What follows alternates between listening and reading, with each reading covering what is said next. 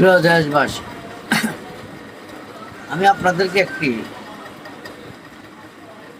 নিয়ম মাফিক চলার একটা সাজেস্ট করতে চাচ্ছি।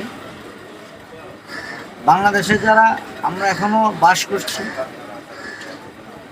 তারা সীমিত ইনকাম বটে, তারপরেও সীমিতভাবে আমরা চলতে হবে। এর ভিতরে আপনারা এবছর দেখলাম অনেকেই ইচ্ছা ছিল কুরবান দেওয়ার, নগদ টাকা না থাকার কারণে কুরবান দিতে পারেন না। মনটা এমনভাবে নষ্ট করেছেন, কলিজার মধ্যে আঘাত লাগছে।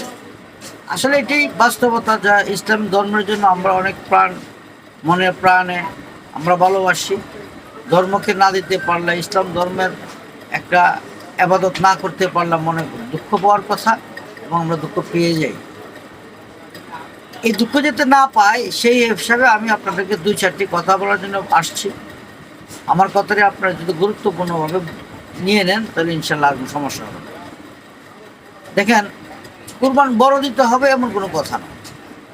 কুরবানে বলছে সুন্দর, তাজা, মোটা দেওয়ার জন্য। আল্লাহ সুন্দর ভালোবাসে। আমরা যদি প্রতি মাসে যাদের ইনকাম কম, তারা যদি বেশি না 500 টাকা করে রাখি, 700 টাকা করে রাখি, 1000 টাকা করে রাখি প্রতি মাসে, 12 মাসে আর 8 থেকে 12,000 টাকা হয়ে যায়। 8 থেকে 12,000 টাকার সিস্টেমে যদি আমরা কিছু টাকা সঞ্চয় করে রাখি, 1 বছর পর আমি একটা ছাগল দিয়া কোরবানি দেওয়া সম্ভব। তো মনটা এত খারাপ হওয়ার জন্য, যাতে আল্লাহর কাছে আমরা ইনকাম আমার কম, আমি কম দিলেও আল্লাহকে দিয়েছি।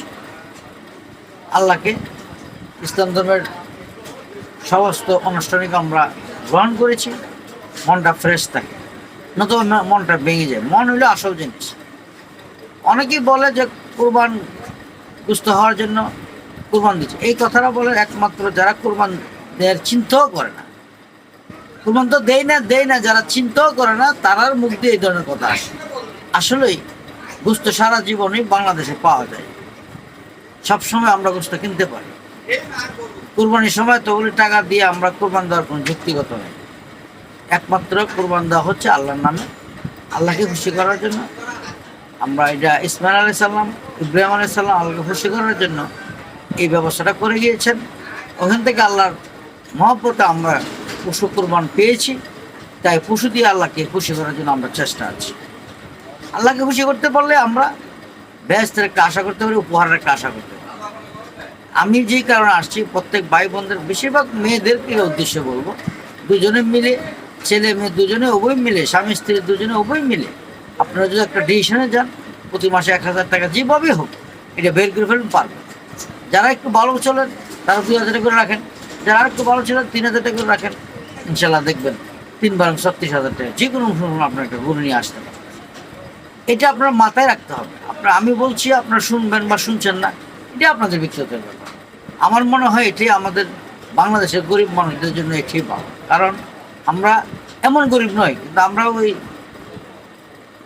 52.5 তোলার যেই রূপার যেই সম্পদ, এটা আমরা প্রায় মানুষেরই আছে, প্রায় 90% মানুষের আছে। 90% মানুষ কিন্তু কোরবানি দিচ্ছেন না।